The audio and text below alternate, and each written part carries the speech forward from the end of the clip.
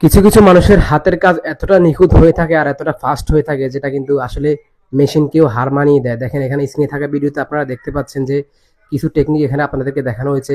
কিছু মানুষের হাতের কাজের স্পিড আপনাদেরকে দেখানো হচ্ছে। আসলে যে এতটা স্পিডে তারা এতটা ফাস্ট তারা কাজ করে থাকে যেটা দেখে আসলে সবাই মুগ্ধ। দেখেন আসলে আপনার স্ক্রিনে থাকা ভিডিওটা কন্টিনিউ করতে থাকেন, কন্টিনিউ করলেই বুঝতে পারবেন আসলে মানুষের হাতের কাজ যে কতটা স্মুথ হতে পারে, কতটা দ্রুত হতে পারে। আসলে যখন মেশিন যখন আবিষ্কার হয় নাই তখন কিন্তু মানুষ কিন্তু হাতেই কাজ করতো। হাতে কে কার থেকে দ্রুত কাজ করতো তখন কিন্তু এটার প্রতিযোগিতা কিন্তু তখন চলতো। কিন্তু এখন যখন মেশিন আবিষ্কার হয়ে গেছে, বিভিন্ন ধরনের ডিজিটাল মেশিন, অটোমেটিক মেশিন চলে আসছে, তখন কিন্তু আর মানুষের হাতের যে কাজের এই কদরটা কিন্তু আস্তে আস্তে দিন দিন কিন্তু কমে যাচ্ছে। কারণ এখন কিন্তু সবকিছু কিন্তু রোবোটিক সিস্টেম হয়ে যাচ্ছে। দেখেন আপনারা স্ক্রিনে থাকা ভিডিওতে দেখতে পাচ্ছেন কিভাবে মানুষ আসলে এত দ্রুত কাজ করে। তো ভিডিওটা আপনারা কন্টিনিউ করেন, দেখা যাক এখানে।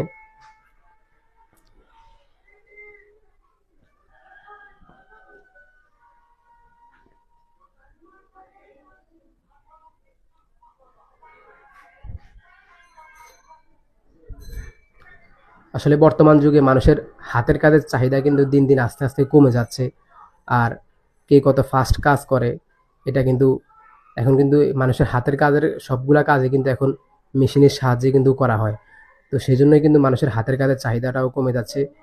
ভবিষ্যতে হয়তোবা মানুষ হাত দিয়ে কোনো কাজ কিন্তু আর হয়তোবা নাও করা লাগতে পারে। দেখেন কারণ সবকিছু এখন অটোমেটিক সিস্টেম, রোবোটিক সিস্টেম কিন্তু হয়ে যাচ্ছে।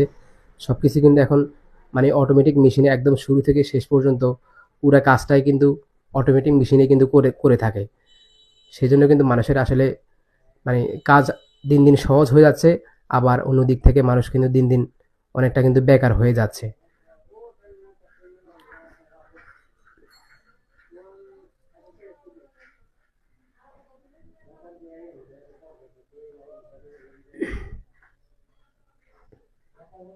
তো এখনো আসলে পৃথিবীর সব দেশে কিন্তু এখন অটোমেটিক সিস্টেমে কিন্তু এখনো কিন্তু কাজ পুরোপুরি শুরু হয় নাই। এখনো মানুষের হাতের কাজের কিন্তু কদর এখনো আছে। সব জায়গায় তো এখনো পুরোপুরি আপডেট হয় নাই, ডিজিটাল হয় নাই সবকিছু।